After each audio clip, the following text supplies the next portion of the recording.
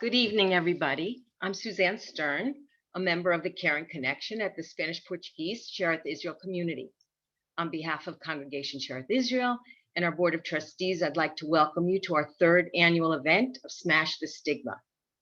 I'd like to thank our panelists, Rachel Kunstadt, Eta Krasna Levenson, and Dr. Rachel Levine, as well as Clara, Kiely, who will be our moderator. We also thank the partners and fellow synagogues listed on our flyer who are supportive of this effort to raise awareness on this topic of mental health. Although we're not together in person, we're really very grateful that nonetheless we're still able to host this meaningful and timely conversation, and we thank you for joining us. Let me now introduce our moderator, Clara Kiely.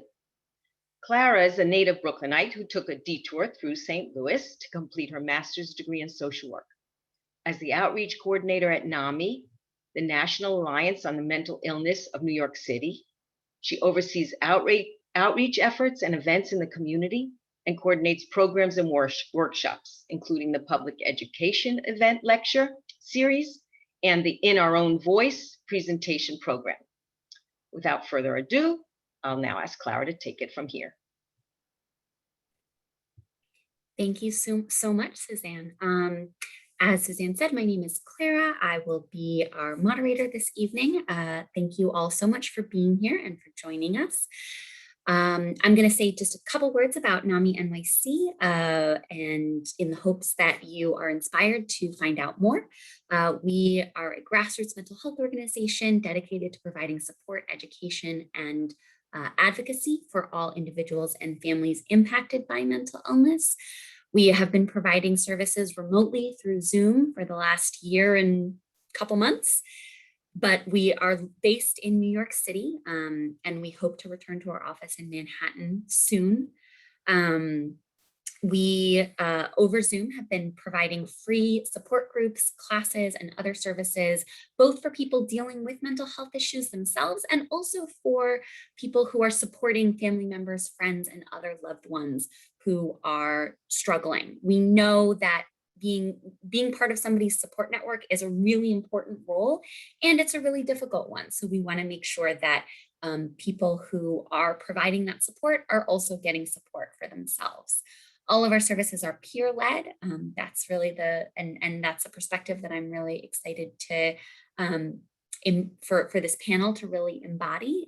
It's all about hearing from folks who have lived through particular experiences and who can share from their own experience and who can hear from other people who have had similar experiences. So that's what we're trying to do. You can find out more by going to our website at naminyc.org or by calling our helpline. That's all I'm going to say about that. So I'm really proud to be in the role of moderating a conversation between three really wonderful humans. So I'm really excited to be doing that. I'm going to introduce all three of them, and then we are going to hear from each of them in turn. You should be able to send me questions, and we will be taking questions at the end. So please feel free to send me a question in the chat if you have one, and I will be compiling those to share with the panelists at the end. So our first panelist, Eta Krasna Levenson, has lived in West Orange since 2004. She's a clinical social worker with more than 40 years experience in health, mental health, and special needs field. She also has vast volunteer experience and has served on the board of directors of local Jewish organizations. And most recently, after the death of her son, Eric, in February 2016, at the age of 28, after a 14-year battle with mental illness, Eta has become a strong advocate for mental health awareness and suicide prevention. We also will be hearing from Rachel Kunstadt, who is the Director of Adult Jewish Learning at the Marlene Meyerson JCC Manhattan, as well as a musical theater writer and theater producer. She's currently writing a musical about her experience as a teenager with agoraphobia, which she is excited to talk about this evening. And finally, we will be hearing from Dr. Rachel Levine, a clinical psychologist in private practice in New York City, working with individuals and couples experiencing a wide range of mental health, relationship, and life challenges. Dr. Levine came to her private practice after working at Mount Sinai Hospital, where she specialized in complex trauma. She lives on the Upper West Side and has been a proud member and rebbetzin at the Jewish Center since 2005. So it's a quick sneak peek of who you're going to be hearing from tonight. And without further ado, I'm going to turn it over to our first panelist, Eta Krasna Levenson. Thank you. Good evening. Thank you to Congregation Shearith Israel for asking me to be part of this important program. I'm honored to be following in the footsteps of my good friends, past panelists, Philip and Ruth Roth and Nina Kampler, and I commend you for bringing this important issue to our Jewish community. For the next few minutes, I'd like to share with you the personal side of living with suicide or the threat of suicide. I am reading from notes because I get a little verklempt when I talk, and this way it keeps me focused. I'm a social worker by profession. I even studied for a PhD at NYU. After working first in hospital social work and then at a local Jewish family service, I was the assistant director of a national social service agency for 16 years, serving individuals and their families with special needs. After that, for 10 years, I worked as an instructor at Rutgers School of Social Work, teaching social work practice skills to budding social workers. I'm telling you this because I had the background to recognize mental illness, and yet I didn't. I'm also the wife of Mark, an attorney, and the mother of Hadassah, married and a high school math teacher, and Jessica, also married and a sales manager for a human resources company. I'm also the grandmother of 3 beautiful grandsons, and I am the mother of Eric Levinson of blessed memory. Mark and I married in 1982 in our mid-20s. We then waited by choice 5 years to conceive, only to have a miscarriage in our first pregnancy. But a year later, Eric was born. So you see, Eric was a very wanted child. Once born, we rarely put him down. Eric's milestones were all normal: a bouncy baby, a happy toddler, and quiet but friendly young boy, preferring to stay at home and play with his Legos rather than get together with friends. But he did have many friends in school. Those of them were the brightest and smartest of the honors class that he was in. At the age of 10, Eric was diagnosed with irritable bowel syndrome, a very common complaint among people with depression and anxiety, but no alarms went off. Of all his teachers in elementary school, only 2 ever mentioned being worried about him. The principal once mentioned to me when Eric was in 8th grade that he didn't smile anymore like he used to. And his 7th grade teacher, his English teacher, was concerned that as a writing assignment, Eric chose to kill off all the characters. She actually went as far as to make a referral to the school psychologist, who, after speaking to Eric and then to me, felt there was no cause for concern. So you see, Eric was a nice kid. He never caused problems in school and never got into trouble. Until the day in December 2001, when he didn't come home on the school bus. I was in a panic. Where could he have gone? After calling around, I tracked down one of his classmates who, crying, asked me why we were making him so miserable. What kind of people were we? The long story short, he had run away to the Livingston Mall, which was just across the street from his high school, where he was a 9th grader.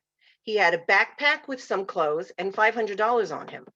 The mall security found him hiding in the bathroom. For the next 5 days, Eric went every day to a highly recommended psychiatrist in Bergen County, as we tried to find out what was wrong. He wouldn't speak to us, and as it turned out, he didn't speak to the psychiatrist either. He just sat in the room for 45 minutes each time with his hoodie on his head. After that week, the psychiatrist recommended that we admit him to Cornell's Westchester Division, which had an adolescent psychiatric unit. Through family therapy at Westchester, we discovered that Eric had been miserable for years and had actually been cutting his arms for a while. You can imagine how the floor seemed to drop out from under us. Yes, he'd been quieter lately. Yes, he'd been struggling in freshman chemistry and some other subjects, but not failing. And yes, he'd been fighting with one of his siblings a few days before he ran away. But really, what sibling doesn't fight with the other one? And so for the next 14 years, we lived a life of never knowing when the other shoe would drop. 14 years of hiding Eric's problems from our jobs, our friends, and our family, of keeping his secret and ours. Not even our own siblings knew the whole story. Eric transferred out of Yeshiva High School and attended an amazing therapeutic high school in New Jersey called Sage Day School. There he had daily therapy, either group or individual, as well as family, and yet he continued to struggle. He discovered that working out in the gym helped him deal with some of his anger, and for a while at least, stopped cutting as he was able to express his anger in the exercise. That and the school had a strict no cutting rule and checked the students' arms on a daily basis. And the music he listened to, oh my God, have you heard some of the music that's out there? So much anger, so much hopelessness, so much pain. And yet the experts tell us it's better for them to hear the music because that helps them put words to their feelings, to externalize the rage. And yet I think that was when Eric first began to think of death as a life choice. A number of his favorite musicians talked about death as being a sweet surrender, as an alternative to a miserable life. From that time on, death was an option. And I could do nothing. From the time Eric was 14 until the day he died, he'd been on medication, regular weekly therapy, psychiatric visits every 3 months. Also, he could feel better so that the voices in his head would shut down, so that his thoughts, his obsession with death would diminish. The medications would work for a short time, but periodically, as he aged, they needed to be titrated or even changed.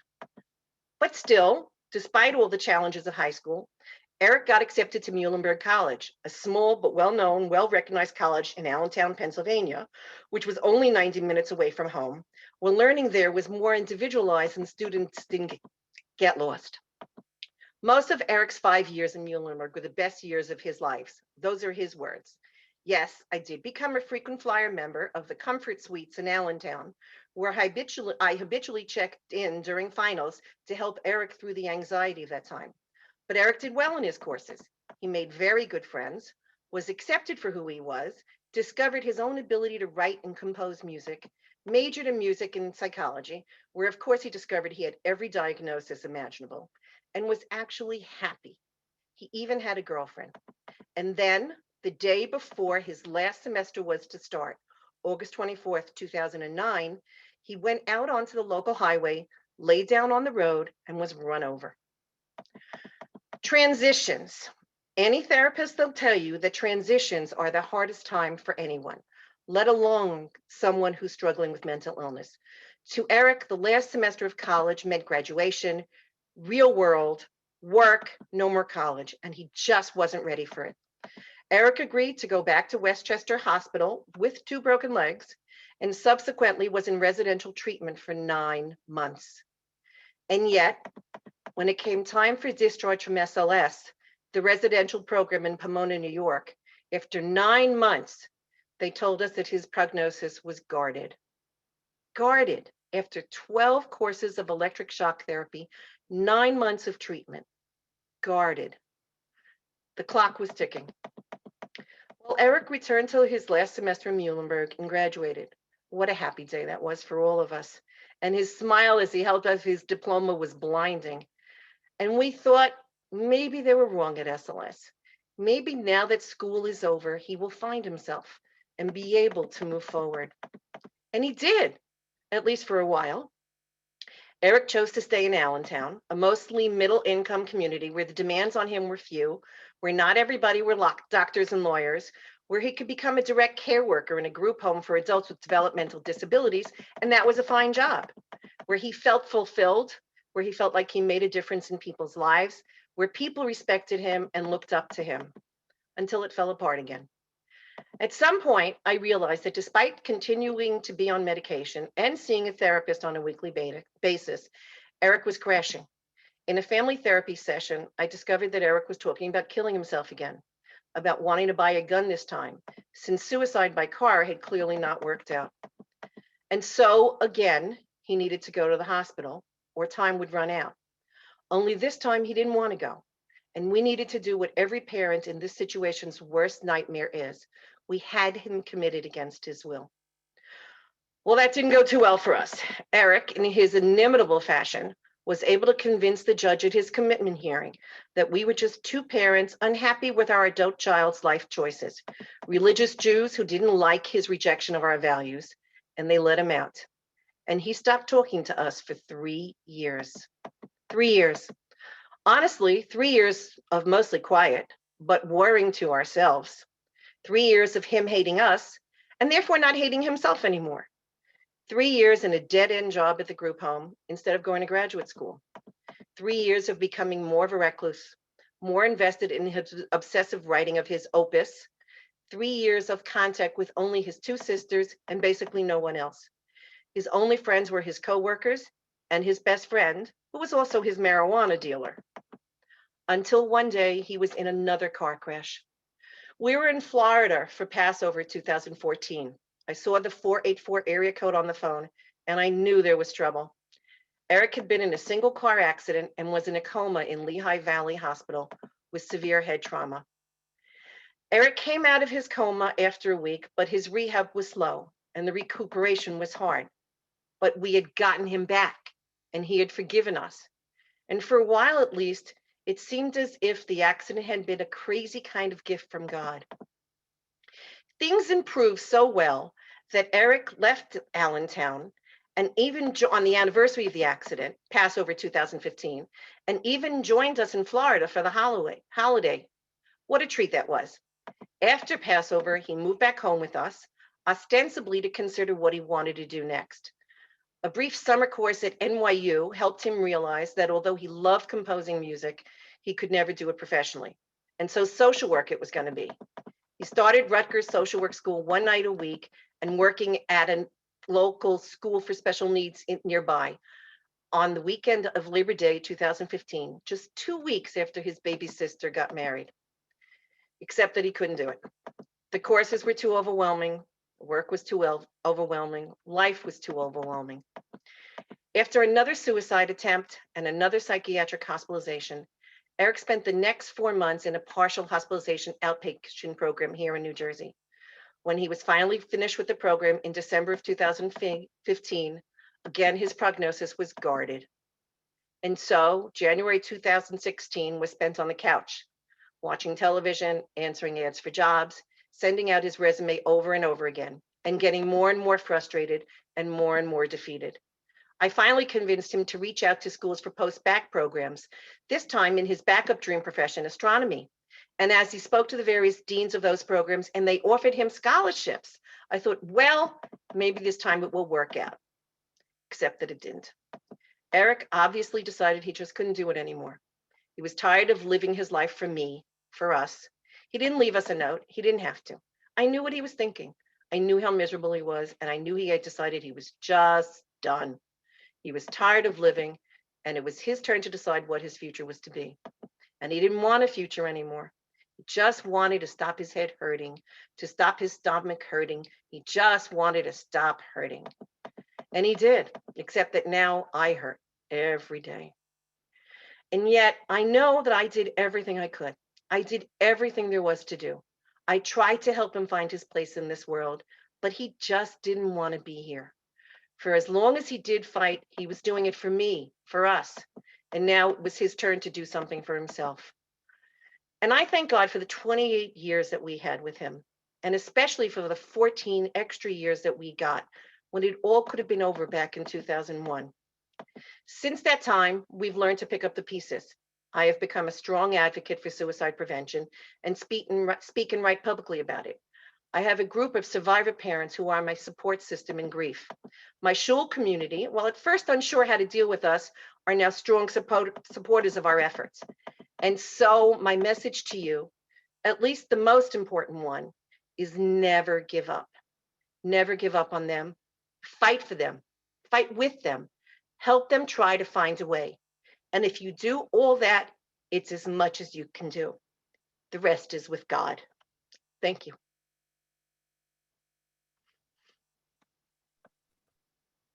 Thank you so much, Eta. Thank you for sharing.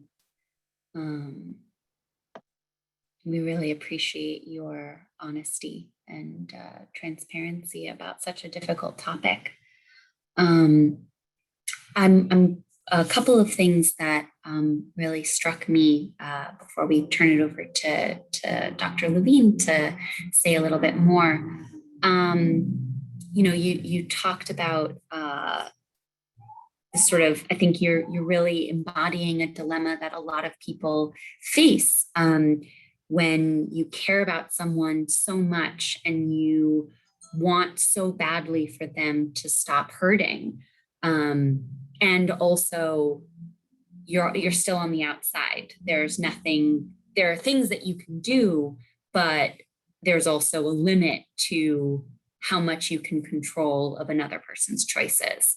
And I think that's something that a lot of people struggle with. You know, when you're supporting somebody who's really struggling, and you know you are hurting so much for them, but also, you know, you can't control their choices, and you can't and you can't decide for them that, you know, that there is hope, that there is a reason to keep going. Everyone has to make that decision for themselves. So I think it really captures that. I'd like to turn it over to Dr. Levine to say a little bit more about her reflections. Eta, I'm so moved that you were willing to come here and share this story with us. I think just looking at the faces I can see, there's so many emotions coming up for everyone. And those emotions, I imagine, are different for everyone. There's, of course, so much pain and sadness and loss, and an immense sense that I feel of your strength. You talk about what a blessing it was for you to have those 14 extra years. And I think of the strength you had as a parent during that time to forge on and to help in every single way you could Eric fight this terrible, terrible mental illness. And so, you know, a couple things I wanted to reflect on were a few points you made and a few things maybe that we can relate to, specifically thinking about ourselves in this time, our loved ones in this time. One thing you talked about, Eta, was the loneliness you felt early on. The loneliness as a parent, going through this, seeing your son suffer so terribly. And I think you even described in the beginning how you hid his problems. You hid it from your friends and your family and your community. Yeah. And so I want to acknowledge how much of a transition that must have been for you to be able to now come out here and speak about it, and how you've now gained such a community of support. You have your support network, you have your shul, you have your community. And that's something I really want to highlight, is the loneliness of those caring for individuals with mental health illness, and the loneliness we all might be feeling and we all have felt, whether it's because we don't know how to share the struggles and get support for a loved one, or because we're struggling, because we're having a hard time and we don't know, or we don't find that support and comfort in our community.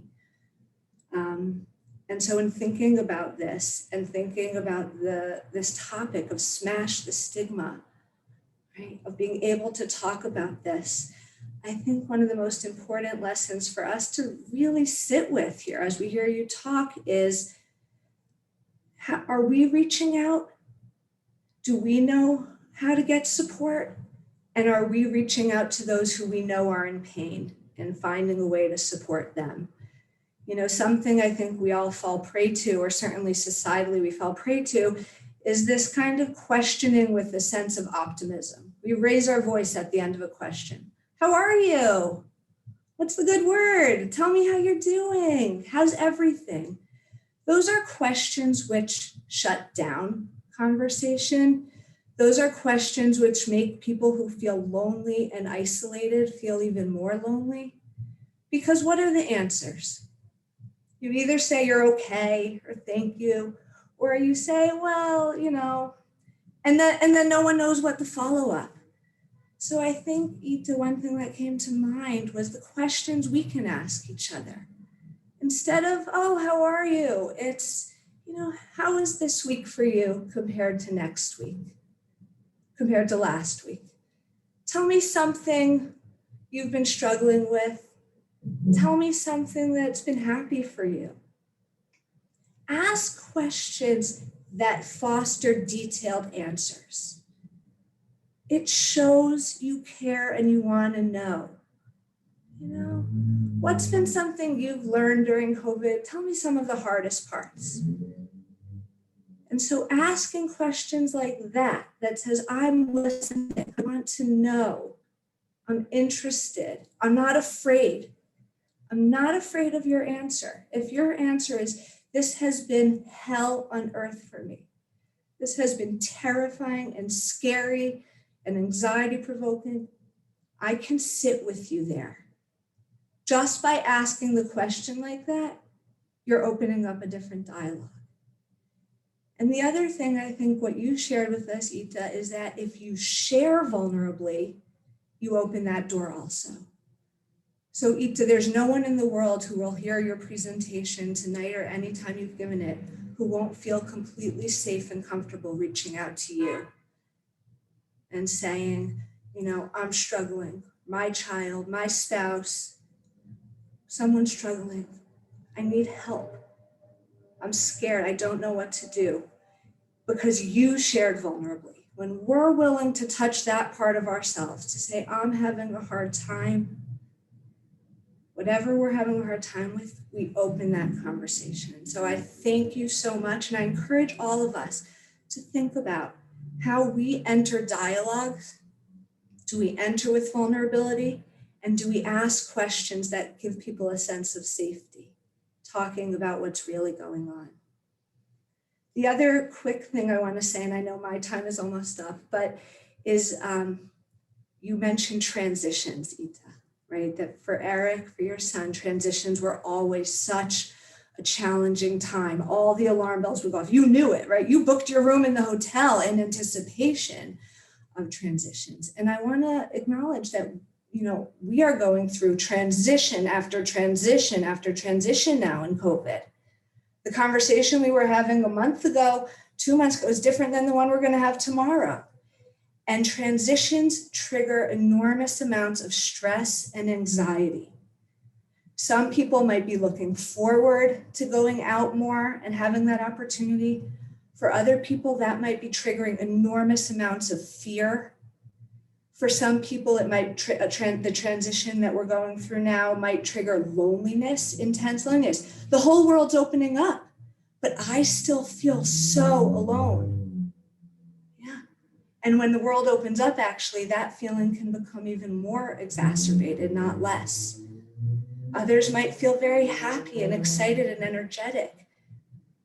And so there's so many different experiences, but I would take a moment to notice what Eta highlighted, which is that transitions, even good ones, right, even positive ones, can trigger a lot.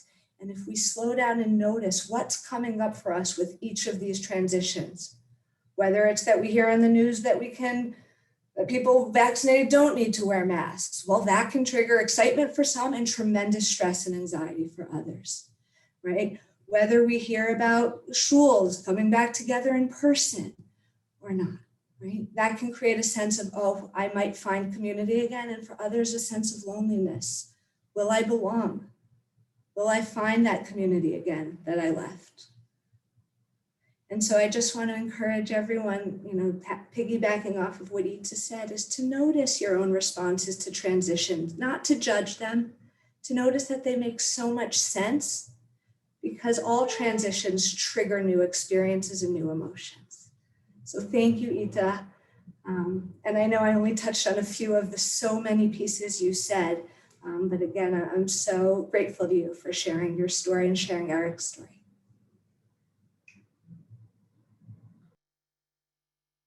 Thank you.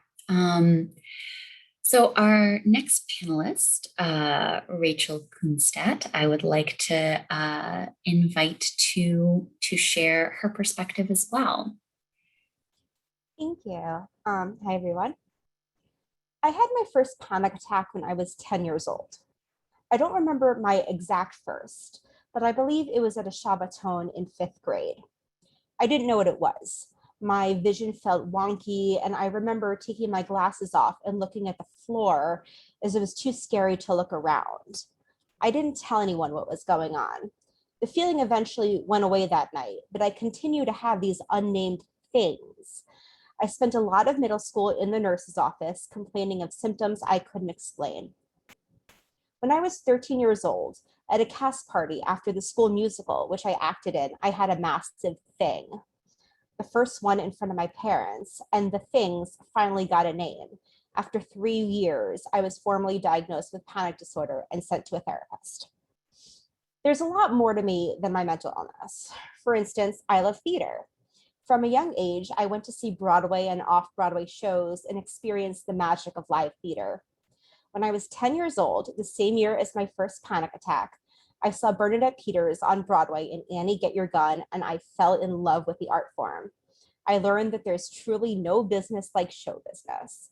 In addition to listening to the cast recording and discovering the works of Stephen Sondheim, I performed in school and camp musicals as a child.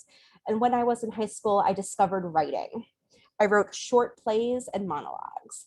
I didn't know what I wanted to be when I grew up, but I knew it would involve theater. I grew up in Westchester County, about an hour north of Times Square. I loved my theater adventures in the city. Every Sunday, I would go and see a Broadway show. But high school was not without hardships. Adolescence is difficult for almost everyone, even those without mental illness. Growing up into an autonomous adult can be terrifying. As 10th grade continued, the world became too overwhelming. Classmates were catty and school was demanding. My panic attacks got more severe and frequent, and I began avoiding situations in fear of having a panic attack. I stopped taking my beloved weekly trips to New York City. My world, which had been as big as Manhattan skyscrapers, got smaller and smaller until I confined myself to my house. I did not go outside for 6 months. My agoraphobia threatened my friendships, my education, my theater, and my life. This was before social media and texting were readily accessible. And since I wasn't present at school, I wasn't in my classmates' lives. I was homeschooled by tutors for a few hours a day, and I spent the rest of my time watching daytime television. I didn't get to see theater, but the spark was still there. I began to create. I wrote about the extreme anxiety and depression I was experiencing. I had been attending a private high school because they had a great performing arts program. In late September of my junior year of high school, I was officially expelled since I was unable to get back to school to attend classes. That day, an envelope arrived in the mail, tuition refund papers. It was real. I really wasn't going back to school. I would stay in my house forever. I locked myself in the bathroom. I was anxious and depressed, sad and scared. I didn't know what to do. I opened AOL Instant Messenger, which was as far as social media got then, and I reached out to the friends I had left for support. "You're a lion who thinks she's a kitten," one responded. "If you can create, you can do anything. If you can create, you can live." I paused, took this in, and breathed. Then I created. I wrote a song, my first, about the intense emotions I was feeling. And one song turned into two, and two turned to four, and on and on. I could have given up on life and myself, but I walked out of the bathroom and started to see the inner lioness within. In addition to my self-designed writing therapy, I had phone sessions with my psychoanalytic therapist twice a week, where I talked about the underlying issues that caused my panic. I have been very fortunate to have access to mental health care and a relentless supporting mother who would not give up until I got my life back. On January 9th, 2007, I left my house for the first time in 6 months. I call it Life Day, and every year I celebrate the anniversary of choosing life. This year was Life Day 14. Despite having put my life on pause in high school, I was able to graduate at 18 years old. I enrolled in a small local college in Westchester, 4 blocks from my therapist's office. I lived in the dorms away from home. With the help of psychoanalysis and medication, I continued to push myself to live. My love of theater and my world grew and grew. I got an internship at an off-Broadway theater company in Manhattan, and I decided I wanted to study theater, which my current college didn't offer. I craved an academic challenge in an environment filled with passion and drive. My junior year of college, I transferred to New York University and moved to New York City. I went from a suburban college of 700 students to a 40,000 student university in the heart of Manhattan. I took theater classes from Broadway professionals. In addition to my studies, I went back to seeing one show a week. I graduated with honors, and I was accepted to a graduate program at NYU's Tisch School of the Arts, where I received a Master of Fine Arts and MFA in musical theater writing. 7 years later, I'm thriving. Despite the pandemic, I've made it do. I live in a one-bedroom apartment with no roommates, just my dog. I'm in a relationship with the most wonderful person, and I'm the director of adult Jewish learning at the Marlene Meyerson JCC in Manhattan, where I've worked for 4.5 years, and I'm writing a musical about my experience with agoraphobia. I truly believe I lived through and survived my mental illness for a reason, which is to help others. While I still get anxious, we all do, my anxiety and depression no longer rule my life. In fact, I haven't had a full-blown panic attack with derealization in over 9 years. I spent a lot of time studying the intersections of Judaism and mental health, trying to find meaning in my suffering. I often talk about choosing life, my conscious daily decision to live my life to the fullest. I recently learned that choosing life is not only a phrase I came up with, it's actually in the Torah. Moses, who led the Jews out of Egypt and wandered in the desert for 40 years, never made it to the promised land. When he was about to die at age 120, he said to the Jews, quote, "I call heaven and earth to witness you today. I have put before you life and death, blessing and curse. Therefore, choose life," end quote. The rabbis have various theories on the symbolic meaning of choose life. For me, the meaning is quite literal. I could have spent the rest of my life in my parents' house. Instead, I chose to not be sick. I chose to live. I'm going to share with you a segment of a song from my musical, Press Pause, about my journey with agoraphobia. This song is sung at the end of the musical by the main character as she leaves her house for the first time. And I'm going to share sound. Let me know if the sound doesn't share.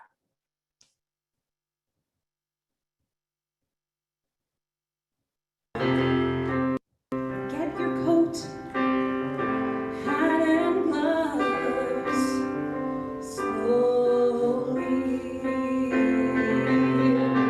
brace the bitter,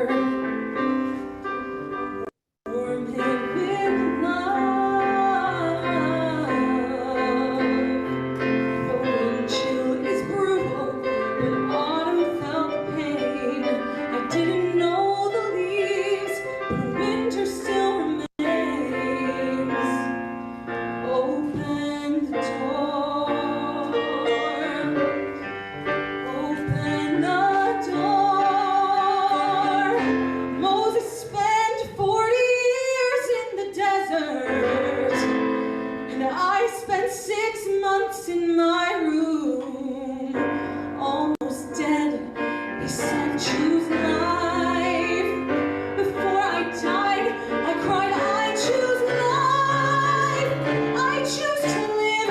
I will not hide from fear, from panic, from love. I choose to live. I choose to give. I choose to try. Today I will not die.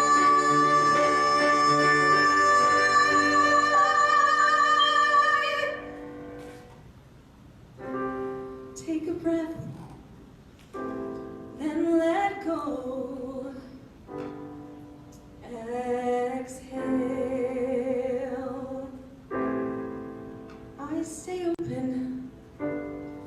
Start to grow.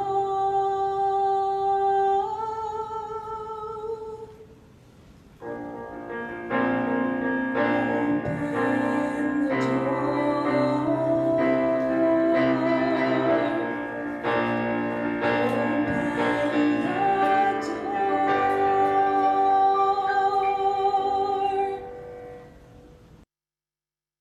Thank you.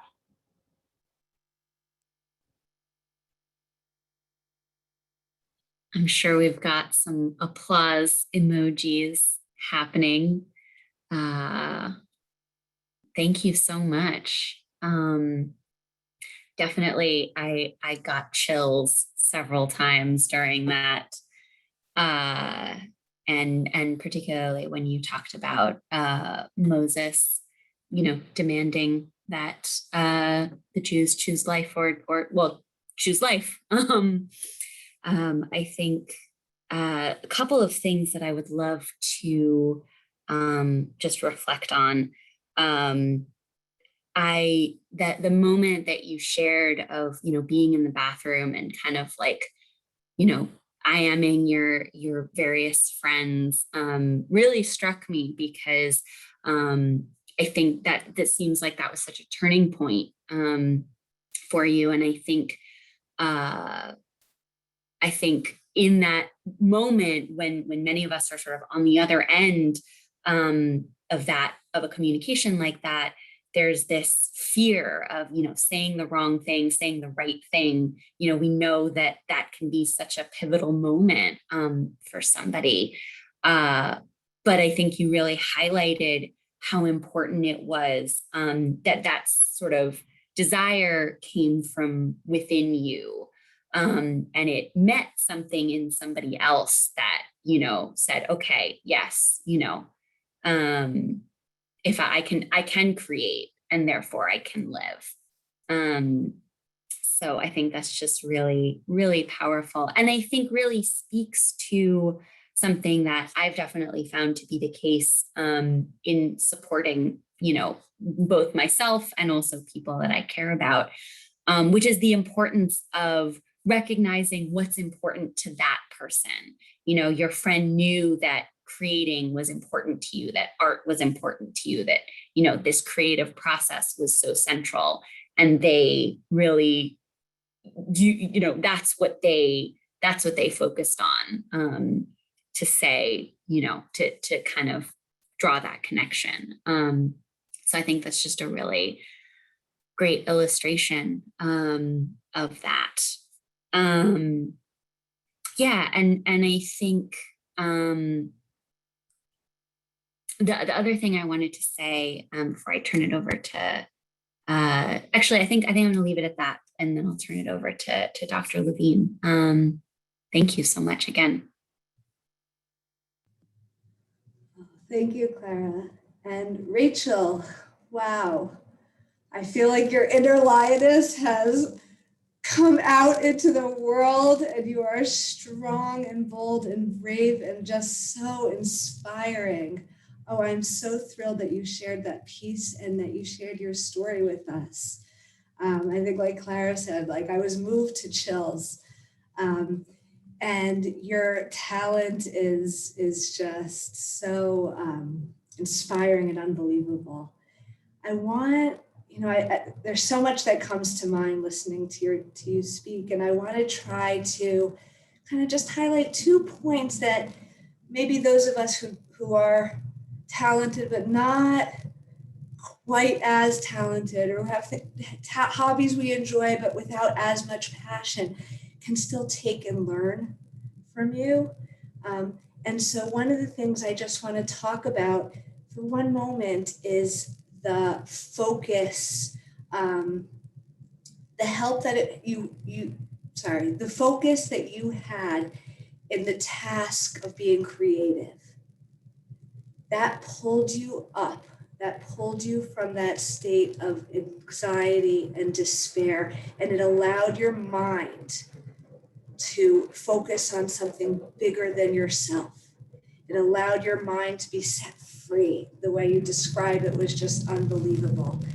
The absorption in the task of writing music, of thinking music, of being creative, of even going to a Broadway play, of listening to music, right? What absorption does is it pulls us out of our own experience, of our own suffering, even if for a few moments, and gives us an opportunity to have our body and our mind engaged with something that feels more powerful and bigger than ourselves.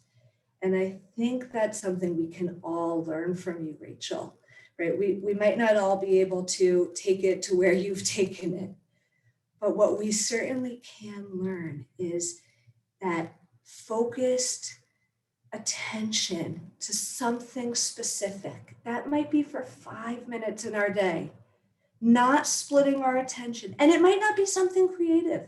It might be watching someone else's creativity.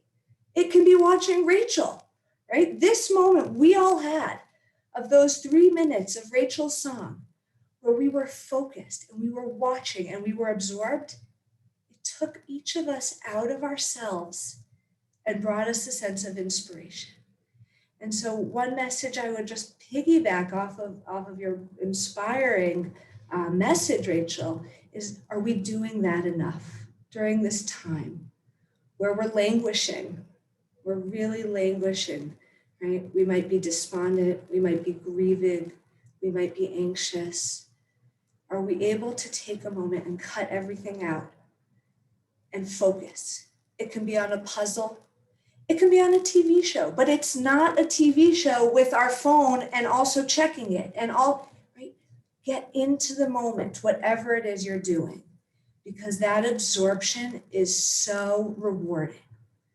So that's one thought on a smaller dose to what you shared with us, Rachel.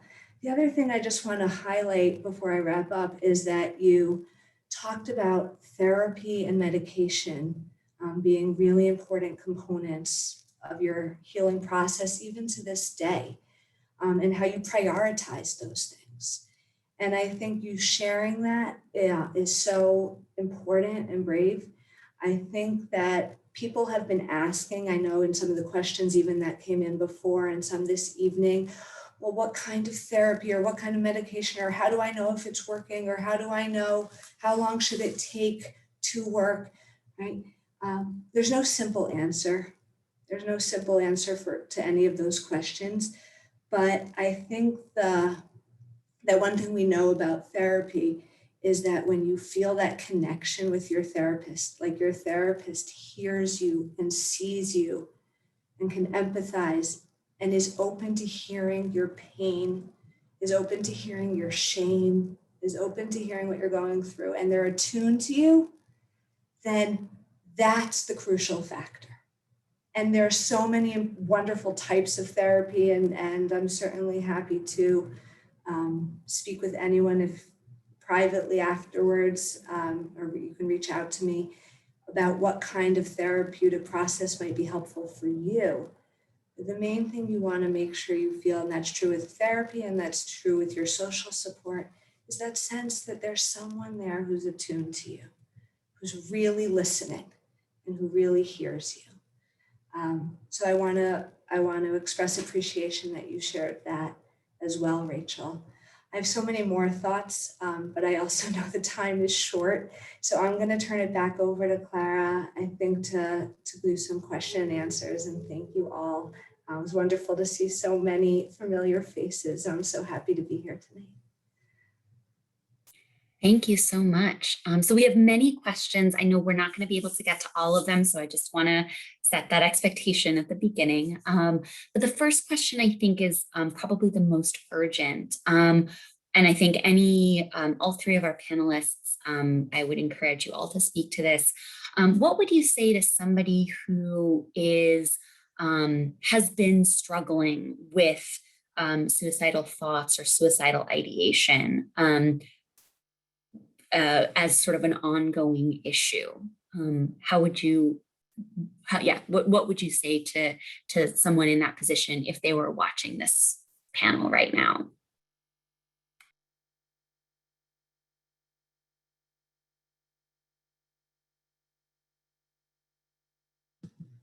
Eta, do you want to share? I'm sorry, yes, I just couldn't figure out where my unmute was. I guess the first thing I would say is talk to somebody. Find somebody you trust and talk to them. There is a difference between acute suicidality and chronic suicidality. But either way, you can't be alone. You need to be with somebody who you trust, who will not judge you, but will be there for you. And if you need other help other than just being with them, we'll be able to figure out how to find that help for you.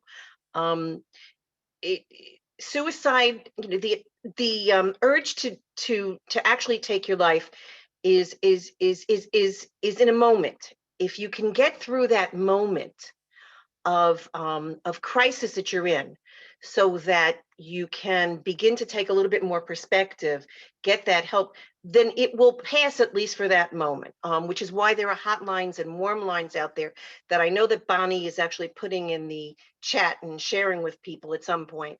But the trick is, don't be alone. Don't sit there with your thoughts. Get out of your head. And find something else you can do, but even more, find someone you can talk to who can be there with you, who can give you some perspective for the moment.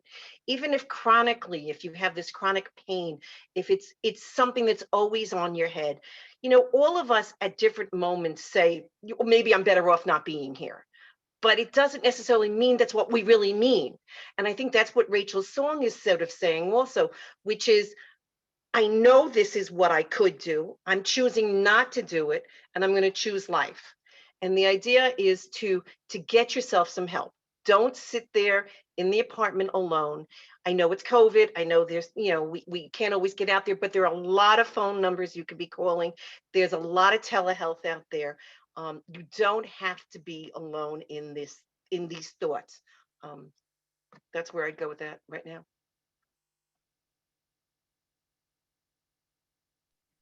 Thank you. Dr. Levine, did you want to respond to that as well? It looked like you were unmuted, but I'm not sure. I think Eta said it beautifully and perfectly, and I think what I would say is to name it.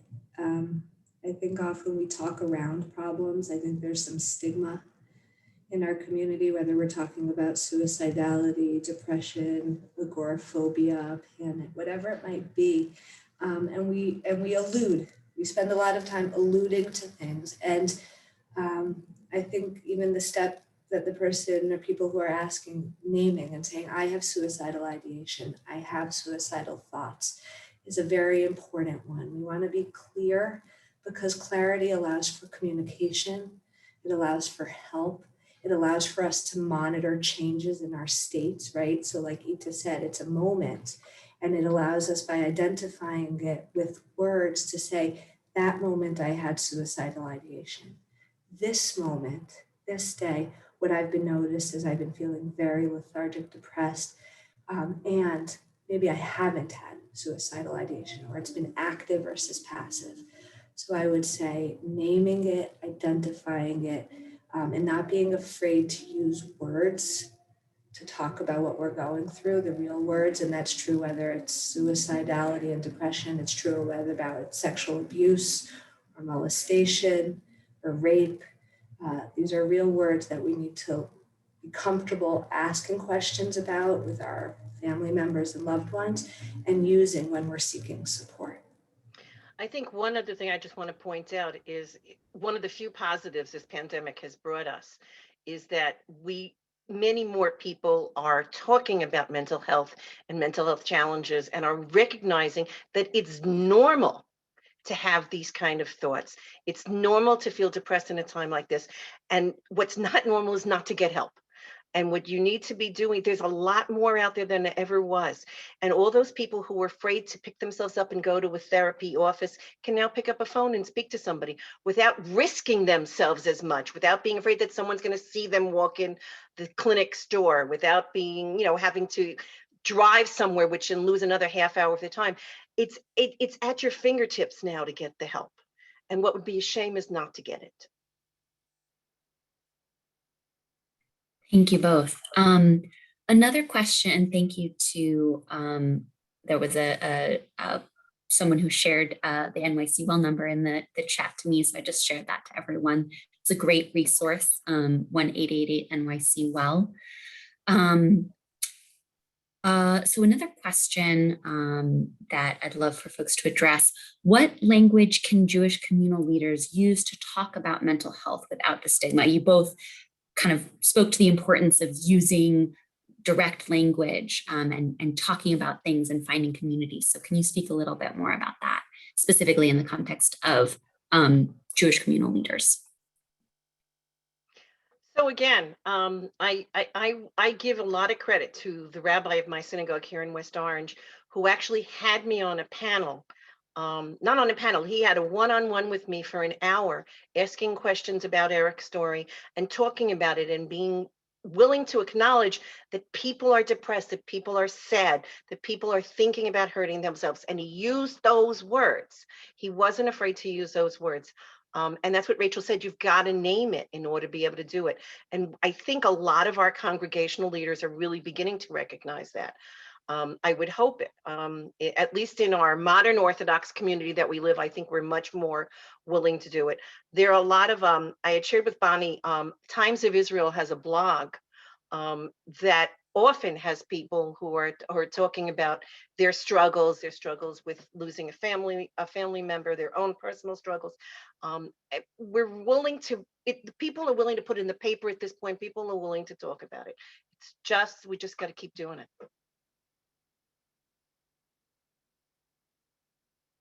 Yeah, and I'll just say sharing stories and having programs like this as much as possible, just smashing the stigma it's hard.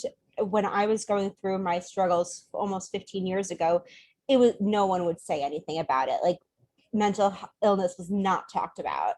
And now, as was said, with the pandemic, people are starting to have the conversations. And I think having events like this, having resources published on the synagogue or community websites, and just start starting the conversation is so important, because once one person starts talking, more people will start talking. One more thing I want to say is it's May. So May is Mental Health Awareness Month. And the Jewish community, there are a number of communities and organizations that are sponsoring Mental Health Shabbat next weekend, where they're out there and they're talking, and their synagogues are doing their own things, or they're joining a joint program coming out of Canada. I mean, the community is addressing it. It is beginning to, it really is talking about it. Absolutely. So we're right at 8 o'clock. So unfortunately, I know we could all probably keep going, but I'm gonna turn it over to Bonnie to wrap us up. Thank you, thank you, thank you. I don't know how to thank our panelists and Clara, our moderator, for sharing their personal stories this evening and really bringing alive this message in a way that helps so many of us to talk about it. Our commitment to smashing the stigma has always been something really important to us, and you just bring your own passion that now it makes it easy for us to personalize and share that story with so many more. Again, this isn't a session that's only for people themselves who are struggling or someone who knows someone struggling.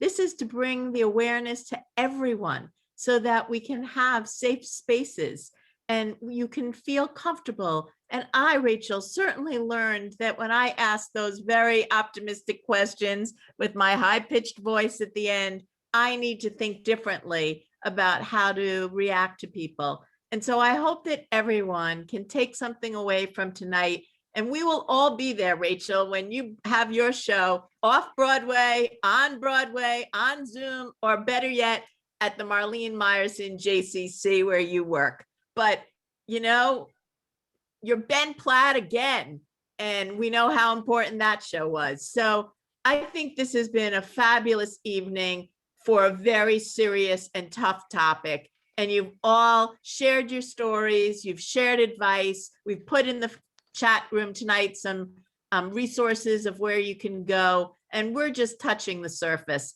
As Eta pointed out, look for a synagogue that's hosting an event next Shabbat, or call the hotline, or, you know, there's so many ways. And if you really need help, reach out to Rachel, Dr. Levine, and she'll put you in touch with someone. So on behalf of Congregation Shareth Israel, which I'm a proud member to be involved with, to our partner synagogues, and I want to name them: Ramat Ora, Ohab Zedek, B'nai Jeshurun, the Marlene Meyerson JCC, Darchei Noam, West End Synagogue, Congregation Rodeth Shalom, and the Jewish Center. And if by chance I picked up an old flyer and left out your organization, thank you to everyone who participated.